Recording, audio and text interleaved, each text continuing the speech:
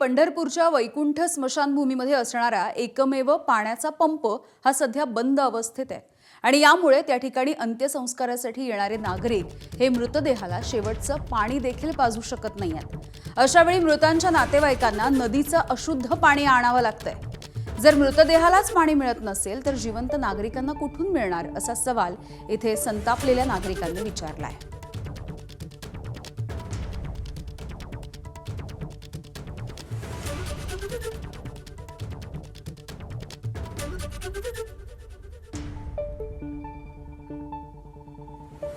मुलगा वारला इथं पाहुण्याचा।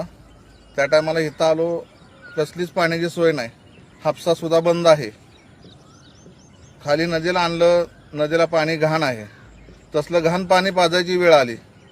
शेवटच्या क्षणाला माणसाला पाणी तरी चांगलं पाहिजे प्यायला। इथं नगरपालिकेनं लक्ष देऊन खरंच इथं काहीतरी चांगल्या उपाययोजना पंढरपूरकरांसाठी केल्या पाहिजेत। आमचे नातेवाईक वारले होते, इथे कोणतीही पाण्याची व्यवस्था नाही, बोर वगैरे बंद आहे, हापसा वगैरे बंद आहे। आम्हाला दुरून पाणी आणायला लागले, इथं कुठली सुद्धा पाणी व्यवस्था नाही। वैकुंठ हिंदू स्मशानभूमीची अवस्था अतिशय खराब झालेली आहे।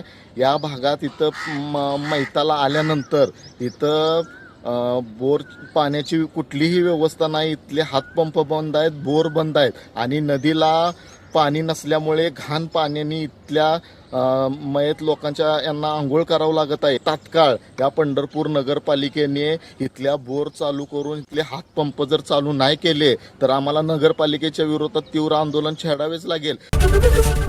एबीपी माझा, उघडा डोळे बघा नीट।